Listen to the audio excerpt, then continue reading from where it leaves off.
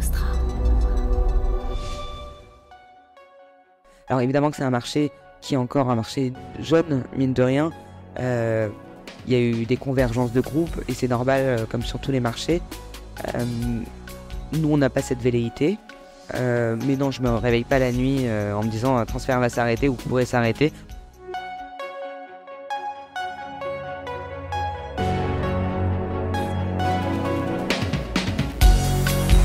Bienvenue dans Mediarama, le podcast du futur des médias. Je suis François Desfossés et chaque semaine, je rencontre des entrepreneurs, des têtes penseuses et des experts de la galaxie média. Ce podcast est proposé par Cosa Vostra, agence de conseil tech et créative. Retrouvez-nous sur cosavostra.com.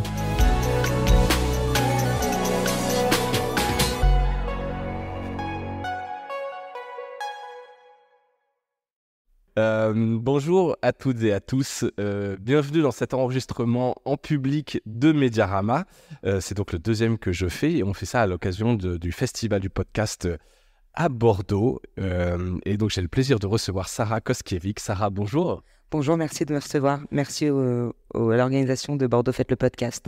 Ouais, merci de nous recevoir et de permettre un peu cet exercice qui est original et voilà, plutôt agréable à faire. Donc Sarah, pour ceux qui ne te connaîtraient pas, tu es directrice de production éditoriale chez Slate. Absolument. C'est bien ça. Et tu es depuis 2022 la personne derrière un des podcasts emblématiques du paysage podcast français. Je pense qu'on n'a pas de terme, on n'a pas d'acronyme pour ça, il faudrait l'inventer. Transfert. Oui, depuis 2020, mais oui, ça fait 2020, ça fait 4 ans, effectivement. Ça fait 4 ans, donc la moitié de la vie du podcast qui a été créé en 2016, en l'occurrence, que je ne dise pas de bêtises, que je ne me trompe pas dans les dates. Alors, avant de parler de transfert, un peu ton parcours, tu as été longtemps journaliste indépendante. Oui. Plein de types de presse. Tu peux nous dire rapidement les quelques titres. J'ai vu Vice, du Ouzbek Erika. Ouais, Vice, Ouzbek Erika. C'est la fin de mon temps de parole ou c'est les frites complètes? Non, c'est l'horloge, oui, d'accord. C'est l'horloge, on est à la mairie de Bordeaux, donc on a une belle horloge. Je t'en prie. Oui, je viens de la presse écrite, moi c'est plutôt ça, mon truc c'est l'écriture, on va en reparler après avec Transfert. Donc assez naturellement, oui, je me suis dirigée vers la presse écrite. J'ai fait plusieurs années de télévision et à un moment donné, j'avais envie d'être un peu plus free, comme son nom l'indique. Donc j'étais freelance. Alors je dis freelance pas par condescendance par rapport au terme de pigiste parce que c'est exactement la même chose. C'est juste que j'étais à l'étranger. Donc voilà, on aimait bien m'appeler freelance. Donc pour Vice, pour Slate aussi, qui est mon employeur actuel. Pour Ouzbek Erika, pour Le Monde, pour Glamour. Je vais en oublier plein, mais effectivement pour beaucoup de publications pendant 4 ans. Et il y a eu un petit moment où j'en avais marre en fait. De l'écrit J'avais pas marre de l'écrit, mais être freelance au Moyen-Orient en papier, à un moment donné, on a fait le tour. Moi, je fais pas de news du tout, donc soit on fait de la politique et on couvre la politique ou la sociologie du pays dans lequel on vit, et les places sont déjà à la fois très prisées et très chères, et puis moi, ça m'intéressait pas. Soit on fait le tour, et donc j'avais envie de retourner à l'écriture pure, c'est-à-dire... Quand je parle de l'écriture pure, c'est du long format, ce qui n'est pas toujours évident quand on est... alors, pour un certain nombre de publications, mais qui n'est pas toujours évident de toute façon quand il y a peu de place et peu de papiers qui sont achetés. Et c'était à peu près en même temps que peut-être un an ou un an et demi après le début du podcast en France. Et François Cusset, donc, que tu connais, de chez Engel, m'a contacté parce qu'il connaissait à la fois mon appétence pour l'écriture et pour le rap, et il lançait un projet pour Cybèle qui s'appelait The Race, et il m'a demandé d'en être l'autrice. Donc j'ai écrit le podcast qui a été donc après joué par des comédiens, puisque Engel utilise beaucoup le podcast pour tester, teaser un peu des idées, puis après les produire en vidéo. Et c'est vrai que je suis retourné à ce que j'aimais, quoi. L'écriture au long cours, raconter une histoire dans le détail. Et tout à fait au même moment, il se trouve que j'avais préparé avant MeToo, c'est une histoire un peu longue, avant MeToo, j'avais commencé à bosser sur des interviews de grandes figures de proue du féminisme pour un magazine que je ne citerai pas. Et le papier devait sortir en octobre 2017. Et ils ont pris peur avec MeToo. Donc le papier n'est jamais sorti. Mais j'avais gardé mes rushs d'interview. Et j'ai décidé de réinterviewer ces mêmes femmes 1 an après MeToo, 1 an et demi, puisque le podcast s'appelle 18 mois.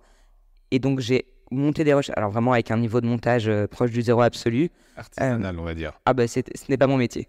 Et en tout cas en faire une narration construite avec des épisodes. Et je l'ai proposé à Slate Podcast, qui donc après m'a accompagné dans la production, heureusement, pour en faire un produit fini plutôt joli. Et donc voilà, j'ai fait 2 podcasts un peu dans mon coin depuis ma contrée lointaine. Et je me suis dit quand même, c'est sympa parce que j'avais envie d'un nouveau souffle journalistique. Ça faisait déjà plus de 10 ans, je pense, 10-12 ans que j'étais journaliste. Avec cette contrainte à un moment donné, je sais plus quoi vendre comme papier. Et il faut faire parfois des papiers que j'ai pas envie de faire. J'ai pas choisi un métier non rémunérateur pour en plus pas faire ce que je voulais faire, quoi. Donc, il y a des limites quand même au masochisme. Donc voilà comment je suis arrivé dans le podcast. D'accord, très clair. Donc Transfert, j'ai fait mes petites recherches. 281 épisodes publiés depuis la création. Le premier, c'était publié en 2016, on l'a dit, par Charlotte Pudlowski. Entre-temps, partie créée Louis Média. Combien d'auditeurs ou d'auditrices vous comptabilisez? Je ne sais pas si tu suis un peu ça. Alors, c'est des choses qui t'intéressent et que tu suis. Ça m'intéresse et désintéresse. Puisque moi, mon métier, de manière très claire, c'est l'édito. C'est créer du contenu pour les auditeurs. Ceci étant, on est comptabilisé à la CPM, donc je vais pas dire que j'ai mon nez sur les chiffres de la CPM tous les matins. C'est pas vrai, mais une fois de temps en temps, tu sais à peu près au moins une fois par mois, au moins on m'envoie le rapport, je fais quand même semblant de l'ouvrir. Et on est à environ 1 700 000 auditeurs monde par mois. Par mois. Ce qui fait dans le top 5, je sais pas par cœur, top 3. Top 3. Dans le top 2 même. Ah, quand même, tu connais. Et très souvent premier. Bon, donc c'est quand même un sacré... Non, mais voilà. Après, c'est évidemment extraordinaire, mais si un mois on redescend... D'abord, je ne me sens pas en concurrence avec d'autres podcasts. C'est pas du tout le cas. Enfin, en tout cas, c'est pas... Moi, mon métier, c'est pas d'être en concurrence. Mais bon, voilà, si un mois on est premier, un mois on est troisième, un mois on est deuxième, c'est pas un drame. Non. Et c'est mieux quand on est premier. Ça fait toujours plaisir. En tout cas, c'est une espèce de petite récompense. Où est-ce qu'ils sont distribués? Tu sais, vous êtes sur...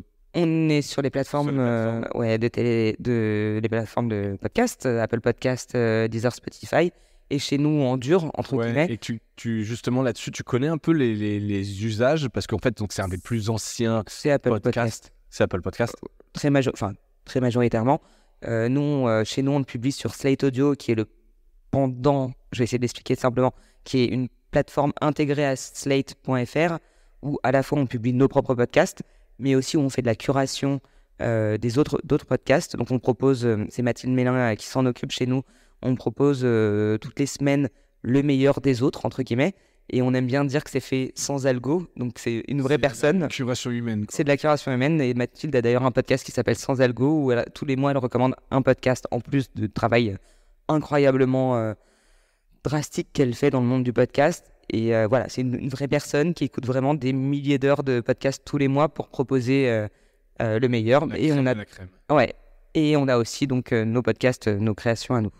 D'accord. Et tu connais un peu le portrait type des auditeurs, auditrices de Transfert, qui a peut-être évolué aussi dans le temps, en 8 ans? Alors, nous, on n'a pas vraiment de données.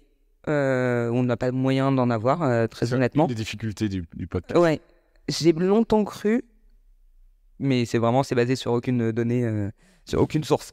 J'ai longtemps cru que c'était des filles plutôt comme moi, donc entre 30 et 40 ans, qui vivent à Paris, CSP+. Et assez récemment, donc au lieu de répondre directement à ta question, je vais te donner des anecdotes. Ouais. Assez récemment, j'ai été invité à un événement. Je n'étais pas d'ailleurs invité à un événement, j'ai accompagné une de mes amies à un événement, rien à voir, de cartomancie, avec des nanas qui venaient de la France entière pour la voir. Et en fait, tout le monde connaissait et j'ai presque volé la vedette, la pauvre. Et c'était pas du tout l'auditrice que j'imaginais. Et de manière générale, quand j'en parle, ça touche un peu près tout le monde, Transfert. Ouais. C'est-à-dire que moi, mon ostéopathe est fan de Transfert. Qui, pardon? Mon ostéopathe, ouais.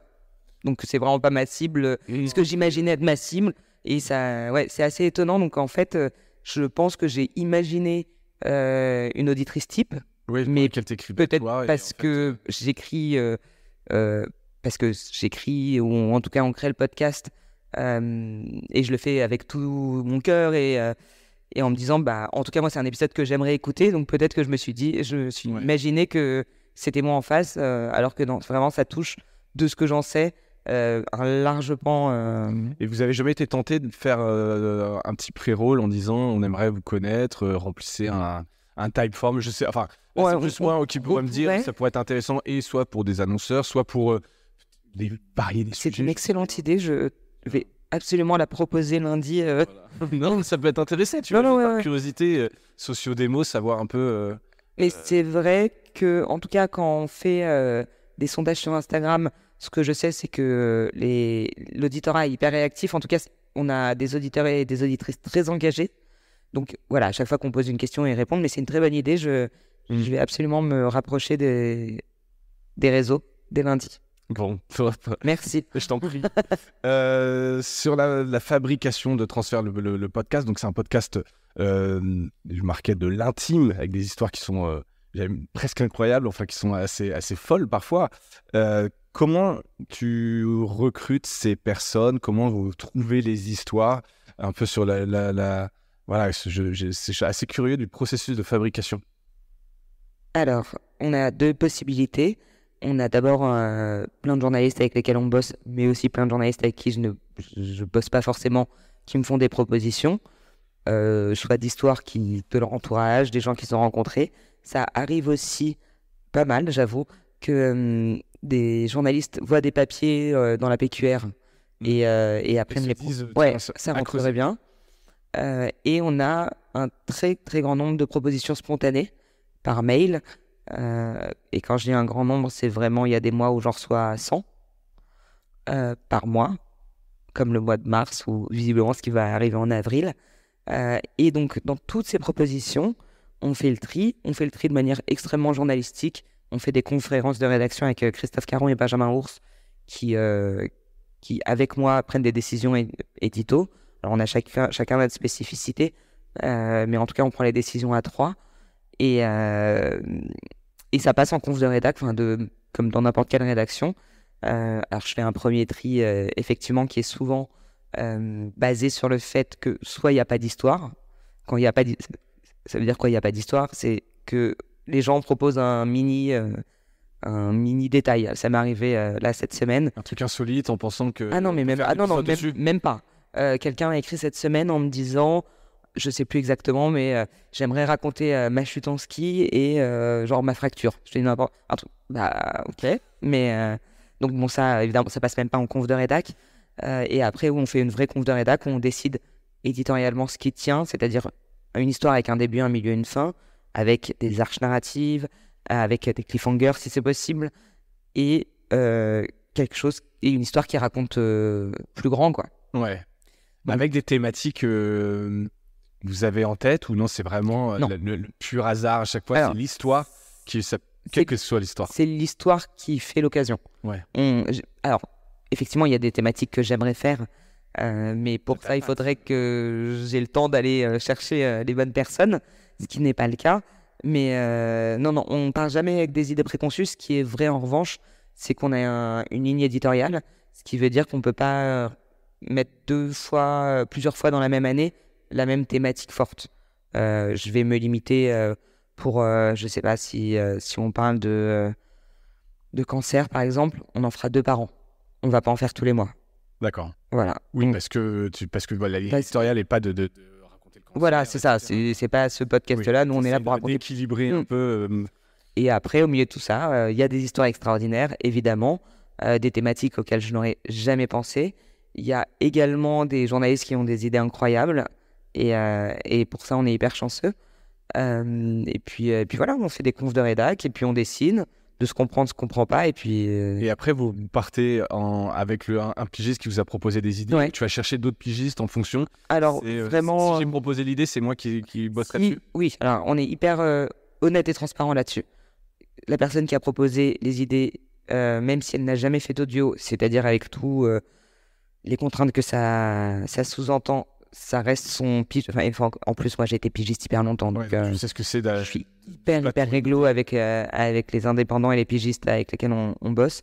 Je suis extrêmement sympa et hyper chill comme Red Chef. Et évidemment, quelqu'un nous a proposé une histoire, c'est son témoignage. S'il a jamais fait d'audio, soit on lui accole une personne qui est plus technique, soit si la personne me dit non, mais je suis sûr que je vais réussir à le faire, on va prendre en compte ses responsabilités et on va quand même l'accompagner.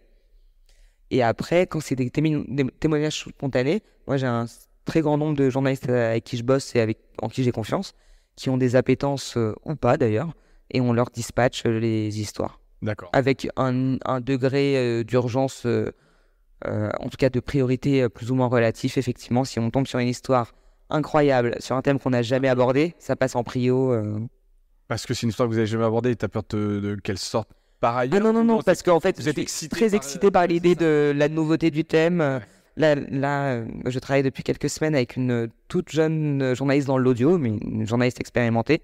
Et elle est arrivée avec 6 idées incroyables. Bon, allez, banco, on prend tout, va tourner, j'ai trop hâte d'écouter. Ouais. Et tu peux raconter un peu comment se passe la production? Elle part, elle produit, elle t'envoie un produit quasiment fini? Non. Personne ne part. Tout le monde reste là. Une des contraintes, mais pour moi, ce qui est le secret de celle de transfert, c'est qu'il y a beaucoup d'écriture en amont. Ce qui veut dire que ça veut pas dire qu'on fait dire aux gens ce qu'on veut qu'ils disent. Ça veut dire qu'on les interviewe, on fait des pré-interviews en fait très longues, avec beaucoup de détails, d'ailleurs plus de détails que ce qu'il y aura sans doute dans le produit fini. Mais moi, j'ai besoin d'avoir toutes les infos. Le ou la journaliste se fait un script, un déroulé, quoi, avec donc bien des séquences. C'est très, très scénaristique, en fait. Des séquences avec un début, un milieu, une fin. Je le répète tout le temps, ça a l'air con quand je le dis, mais c'est vraiment très important qu'il y ait un début, un milieu, une fin. Que ça soit une vraie histoire. On travaille... Ça, vous l'avez déjà imaginé en amont? Tu sais ce qui va se passer, ce qui va... Non, parce que moi, en fait, finalement, je pré-interviewe pas les gens. On me raconte une histoire, on me la pitch en 10 lignes. Alors, je peux fantasmer ce que j'aimerais entendre, mais c'est pas souvent le cas. Mais c'est tout le but de la pré-interview, c'est qu'il y a un lien qui se crée avec entre les journalistes et les témoignants, et ils ont le temps de creuser les histoires, de creuser les ressentis. Donc, là, j'en parle rapidement, mais ça dure assez longtemps, cette phase d'écriture. Il y a beaucoup d'allers-retours avec les auteurs. Et une fois qu'on est à peu près... En fait, moi, quand ils m'envoient leur script, je connais pas l'histoire. J'ai lu le pitch en 10 lignes, mais je sais pas vraiment de quoi il s'agit. Donc, si je comprends ce que je lis, on y va. Et si je comprends pas, on continue à affiner l'écriture, ouais. Et après, ils partent en tournage. Et quand je dis ils partent en tournage, c'est soit ils partent, s'ils sont expérimentés, ils partent avec leur Zoom.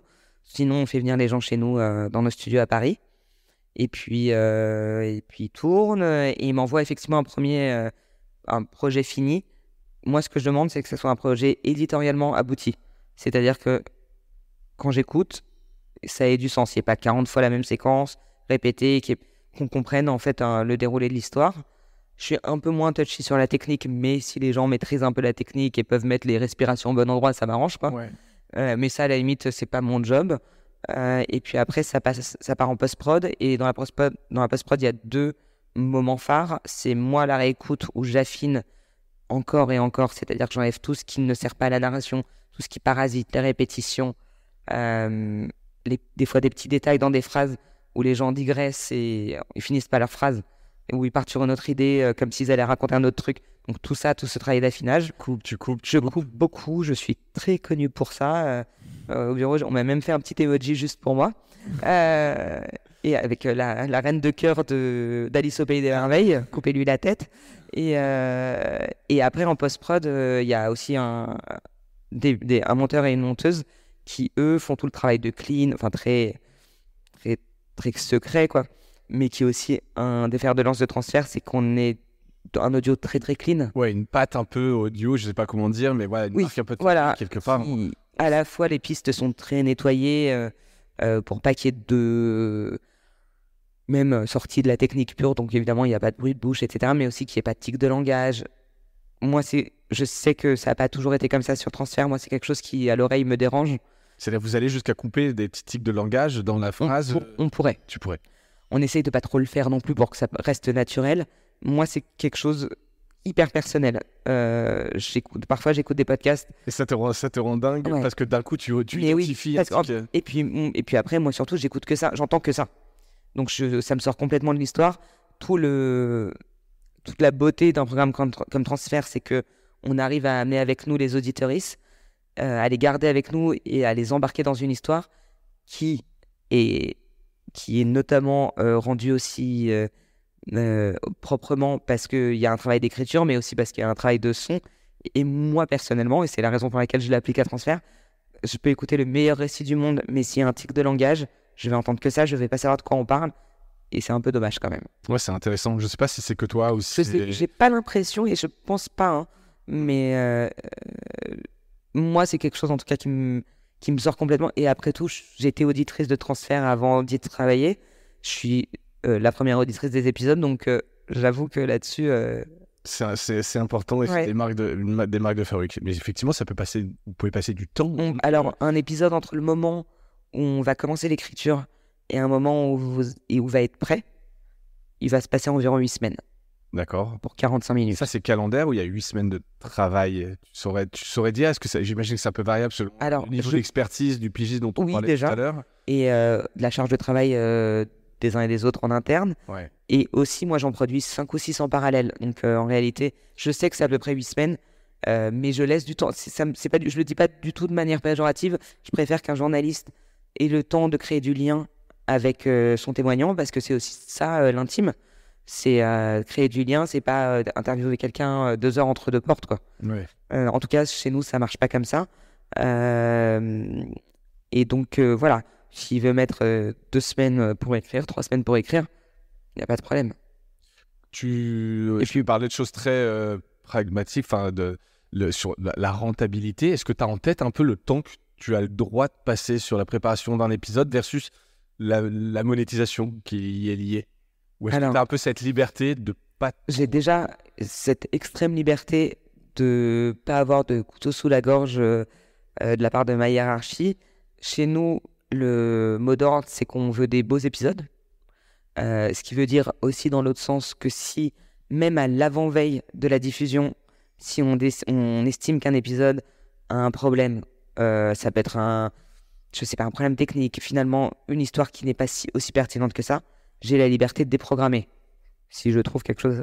Ouais, faut que tu le justifies comme ça, mais ça peut. Mais voilà, j'ai pas besoin de demander l'autorisation. De toute façon, j'ai toujours des épisodes en stock, donc en réalité, j'ai toujours... Moi, je suis pas trop côté monétisation, vraiment, mon job. Je pense que je vais un peu squeezer un certain nombre de tes questions, hélas, mais Non, c'est à la fois... Mais c'est vrai que moi, mon job, c'est de raconter des histoires. Je le dis de manière... Enfin, c'est très simple, quoi. Mais après tout, c'est pas plus que ça, raconter des histoires. Et justement, les histoires, on a parlé de 281 histoires différentes. Il n'y a pas un risque de lassitude à un moment donné? Si, complètement. Moi, je suis extrêmement vigilante à ce propos. Alors, évidemment, si moi je suis lassé, c'est la fin des haricots. Mais à la limite, je pense que c'est plus probable puisqu'il y a tout ce qu'on diffuse, mais il y a tout ce qu'on diffuse pas. Donc, il y a quand même une possibilité pour que je me lasse, en tout cas d'être un petit peu lasse des mêmes thématiques. On est vigilant là-dessus, on essaye donc évidemment de varier les thèmes, mais si on aborde le même thème, d'angler autrement, de raconter une autre histoire. C'est la beauté de notre métier, c'est qu'on peut raconter la même histoire 10 000 fois et de 10 000 fois, 10 000 fois ça sera différent. On est vigilant. À la fois, je sais pas trop ce que veulent les gens parce que c'est le problème du podcast, c'est qu'on a quand même du mal à avoir un tracking data. Enfin, c'est dit de manière. C'est ce qu'on disait tout à l'heure, mais tu sais pas qui a quel épisode. Non. Après, je sens ce qui marche. Et même dans ça, c'est difficile parce qu'on fait tellement des audiences hautes et à la fin, on a un auditorat extrêmement fidèle. Donc, c'est difficile de voir si un épisode... C'est rare qu'il y ait un épisode qui soit tout en bas, que personne n'ait téléchargé, quoi. Je dirais que je vois ce qui fonctionne. Il y a des épisodes qui font l'unanimité, qui sont d'une beauté absolue. Et il y a des trucs où on a un peu de pif. On se dit ça va fonctionner. Mais c'est vraiment, vraiment, vraiment pas ce qui m'intéresse. En réalité, on se dit ça va fonctionner si de toute façon on a déjà sélectionné l'histoire, on sélectionne pas. La sélection a été faite en amont déjà. On sélectionne pour la beauté de l'histoire, pas parce que ça va marcher ou pas, quoi. J'ai cette chance, je pense, qui dans l'univers du podcast, et je sais pas si c'est donné à tout le monde de se dire je subis pas la pression de ça doit marcher, ça doit pas marcher. Tu regardes pas du tout le marché du podcast, c'est parce qu'on a parlé de... Alors, c'est une question qui ne va pas t'intéresser. Je vais quand même tâcher d'y répondre. Merci. 2023, un peu l'année de la maturité. Je sais pas si tu as vu, il y a quand même pas mal de labels qui se font racheter. C'est dur, tu vois, la monétisation des podcasts, elle est quand même difficile. Donc toi, tu as ce luxe-là. Tu vois un peu cette évolution. Ça t'inspire quoi? Tu te dis, transfert demain, on pourrait arrêter parce que c'est pas rentable. Alors, je réfléchis jamais à ça, je te l'avoue, parce que s'il y a des gens très bien placés avec des cravates dans ma boîte qui s'en occupent, je pense pas à... Alors évidemment que c'est un marché qui est encore un marché jeune, mine de rien. Il y a eu des convergences de groupes et c'est normal, comme sur tous les marchés. Nous, on n'a pas cette velléité. Mais non, je me réveille pas la nuit en me disant un transfert va s'arrêter ou pourrait s'arrêter. D'abord, j'ai pas envie de vivre dans l'angoisse, mais c'est pas vraiment ce à quoi je pense. Moi, je pense vraiment à rendre hommage aux histoires. En fait, c'est complètement un autre métier. Ouais. Et c'est pas celui que j'ai choisi. Non, c'est clair. Est-ce que tu écoutes d'autres podcasts? Est-ce que tu vois des podcasts à l'étranger avec des trajectoires, des grosses croissances, des choses intéressantes qui évoluent, que tu vois dans Moi, je suis une basic bitch du podcast. Donc, j'écoute Deadline. J'écoute un excellent podcast de True Crime à la Nouvelle-Orléans. Vraiment, c'est un peu niche, mais j'y suis allé cet été, donc ça m'a un peu chauffé. Un peu les ambiances. Ouais. J'écoute évidemment les grosses sorties de Wondery. Ouais. Qui sont souvent un exemple à suivre dans le podcast. Et j'écoute quelques podcasts linguistiques en croyant que ça va t'améliorer. Même m'apprendre, hein, complètement. Mais c'est vrai que j'écoute beaucoup de podcasts français. Je vais pas dire que j'écoute la concurrence parce que je me sens pas en concurrence. J'écoute les copains et les copines plutôt. Et j'ai des podcasts que j'adore et que je suis. Une oreille critique sur t'écoutes? Non. Encore ou non, tu te laisses embarquer par les histoires? J'arrive à me laisser embarquer. Non, je suis assez bonne. Ouais. Bah, voilà, je me dis que du lundi au vendredi, j'écoute Transfert et les autres productions. Là, je suis mise en avant souvent pour Transfert, mais je produis 8 autres podcasts toutes les semaines. Donc j'écoute nos prods et le samedi, le dimanche et un peu le soir, j'écoute les podcasts que j'aime et qui me font plaisir et pas avec une oreille critique particulièrement. Alors oui, je peux être dérangé par une mauvaise production, une mauvaise prod ou un mauvais son ou tout simplement un tic de langage ou tout simplement peut-être une histoire qui m'intéresserait moins, mais je suis à l'inverse toujours hyper hypé quand je tombe sur un podcast qui me plaît quoi. Et je vais le binger comme je regarderais une émission de Netflix, je vois qu'il y a 8 épisodes, je vais les bouffer. Ah oui, complètement. Je peux tous les écouter d'un coup. Et écouter en accéléré, c'est un crime? Ah, je sais pas si c'est un crime, mais c'est marrant, on m'a posé la même question sur Netflix il y a pas longtemps. Ah ouais. Je sais pas si c'est un crime, mais je vois pas bien l'intérêt, quoi. Oui, alors c'est une question d'attention.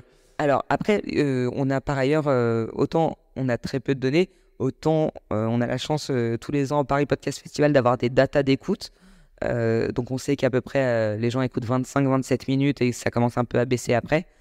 Faites des podcasts écoutez des podcasts de 25 minutes, pas besoin de mettre sur 1.5, profitez et surtout respectez le travail des gens quoi. Ouais. Écoute, est-ce que tu as une vision du marché du podcast? Est-ce que tu penses que tu disais que c'est un peu jeune? Est-ce que ça va évoluer? Est-ce que tout le monde est appelé à écouter des podcasts? Est-ce qu'on arrive à une espèce de plafond? Toi, tu vois comment ça a évolué? Ça évolue, les chiffres de transfert? Les chiffres de transfert évoluent encore. Ce qui m'amène à dire qu'il y a encore de la place et il y a de plus en plus de gens qui écoutent des podcasts. J'entends depuis plusieurs années qu'on ne va pas tarder à atteindre le plafond de verre. C'est toujours pas le cas, toutefois. Et puis, il y a de plus en plus de créateurs. Tu parlais des petits indés qui se sont arrêtés, mais il y a quand même des gens qui font des podcasts tous les jours. Ouais. Je sais pas trop ce que le marché nous réserve. Par contre, on ne peut que se réjouir que des gens ne lâchent pas l'affaire. J'aime aussi à croire que c'est un excellent média pour raconter plein de choses. Ouais. Et parfois n'importe quoi aussi. Mais en tout cas, c'est un super espace et moi, je suis toujours ravi de voir que des gens se lancent dans le podcast. Et évidemment, y compris des indépendants. J'inclus Il n'y a pas que les grosses boîtes de prod, il n'y a pas que les gros noms, il y a plein de podcasts indépendants qui sont hyper bien. Et il ne faut pas du tout hésiter à proposer du contenu. Puis il y a aussi des grands noms qui s'arrêtent par lassitude, par peur d'être obsolète à un moment. Je pense notamment à l'excellent podcast 2 heures de perdu qui signe sa 8e saison et ils ont annoncé en début de saison qu'ils s'arrêtaient. Ils ont d'autres podcasts, ils vont sans doute les continuer. Oui, des talents qui se retrouveront sur autre chose, bien sûr. etc. Et puis peut-être qu'au bout de 8 ans, effectivement, un podcast de talk comme ça, ils ont fait le tour. Et je pense très sincèrement que Transfert, quand on aura fait le tour ou quand on en aura marre de le faire, parce qu'il y a aussi ce risque-là, on arrêtera. Ouais. En tout cas, là, ce n'est pas une déclaration officielle pour l'instant. C'est clair. Soit clair, vous repartez sur 6 pour 8 ans, là. Là, on repart au moins pour une nouvelle saison. Bon, c'est déjà ça. On arrive au bout de cet épisode. Est-ce que la question gimmick du podcast, est-ce que tu as un truc cool à nous partager? Alors, avec tout ce que tu écoutes, j'imagine que tu en as... Il faut partager que des podcasts? Non, absolument pas. Ça peut être absolument ce que tu veux. Alors, je vais recommander un podcast que rien à voir avec un podcast, mais qui mérite d'être écouté, moi qui me fait marrer, qui s'appelle Absolument Fabuleuse, qui est fait par Paloma, la gagnante de Drag Race France saison 1, et Elodie Petit qui est journaliste au L.fr, il me semble, qui me fait beaucoup rire. Voilà, elle parle de pâté en croûte, de drag queen. Je suis contente. Vraiment, c'est le podcast que moi j'ai découvert cette année et j'ai un peu réagi comme une fan. Ça te fait marrer, ça fait sourire. Ça me fait rire. Et alors un jour, je vais raconter une petite anecdote, ça les fera marrer, je pense. Et un jour, elles répondent très souvent aux questions qu'on leur pose. Et évidemment, les deux ont une très grosse communauté sur Instagram. Ouais. Et elles demandaient, on leur a demandé le podcast qu'elles préféraient. Et j'ai écouté l'épisode et elles ont dit Transfert et j'étais trop contente. Donc j'ai écrit à Elodie en lui disant ça tombe bien, je suis fan de vous aussi. Et on a commencé un peu à échanger, on s'est rencontrés une fois ou deux, mais j'étais comme une fan, quoi. Bah c'est bien, écoute. Et j'en profite. Et puis je mettrai dans les notes de l'épisode pour ceux et celles qui me... Ouais, Absolument Fabuleuse, Absolument Fabuleuse, au pluriel. Et j'en profite pour faire un peu d'autopromo. Un excellent livre qui est sorti en août 2023, qui, il se trouve, a été écrit par moi. Qui s'appelle Hazel aux éditions de La Martinière. Si vous écoutez Transfert, vous n'allez pas tarder à écouter un peu de promo en pré-roll. Ouais. Mais je compare très souvent, quand on m'interviewe, l'écriture narrative des podcasts et l'écriture narrative des livres, et c'est pas pour rien. En tout cas, l'un inspire l'autre. Ouais. En tout cas, moi, dans l'écriture, j'ai le même procédé pour les deux. Donc, si vous voulez lire d'autres histoires, des fictions, cette fois-ci, voilà, j'ai un livre qui est toujours dans les librairies. Et ben pareil, je mettrai un lien vers les stores, vers les marchands, proposant ton livre. Avec plaisir, merci beaucoup. Merci à toi, Sarah, c'était un vrai plaisir de t'avoir. Merci de m'avoir reçu. Et ben écoute, on se reparle dans 4 ans, 8 ans, je sais pas. L'épisode on parle l'épisode 1840. Exactement, merci. Et puis merci à toutes et à tous d'avoir écouté et suivi cet épisode en public. C'était un vrai plaisir de faire ça parmi vous. Merci beaucoup. Merci. Sarah, à bientôt.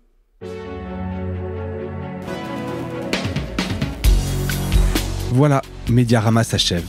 Si cet épisode vous a plu, n'hésitez pas à le liker et le partager. Et puis, si vous souhaitez être accompagné par notre agence Cosa Vostra, contactez-moi par mail mediarama@cosavostra.com. Portez-vous bien.